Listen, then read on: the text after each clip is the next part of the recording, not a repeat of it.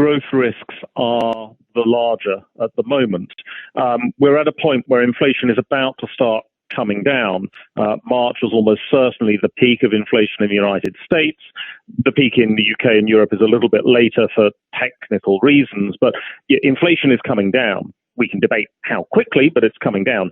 The growth story is where we've got the greater uncertainty because we're just not sure how much consumption demand is going to be affected by things like the war in Ukraine, things like declining real disposable income. I mean, we don't have a wage price spiral, quite the reverse. You've got wages actually under real pressure.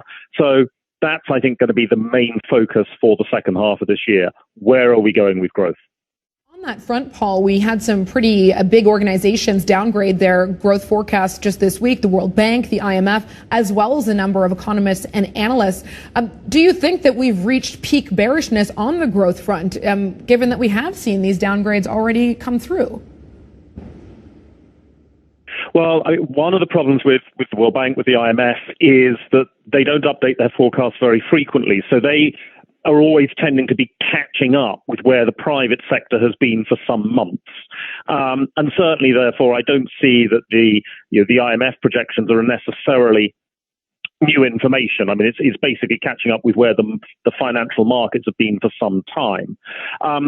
Have we reached peak bearishness? No, I don't think we have. I think there are going to be concerns once inflation starts coming down, and the attention is then going to pivot, I think, to the growth story. And we've got to remember that we do have a problem with data quality at the moment. And one of the consequences of poor quality data is that we're getting a lot more revisions to economic numbers. Now, those revisions do tend to be biased upwards. So the world does better than the initial data release. But the problem is, of course, the media attention, the market attention tends to be on that first data release. And if that's actually underestimating growth, that can create a falsely negative narrative. And that may be something we have to deal with over the course of the next few months.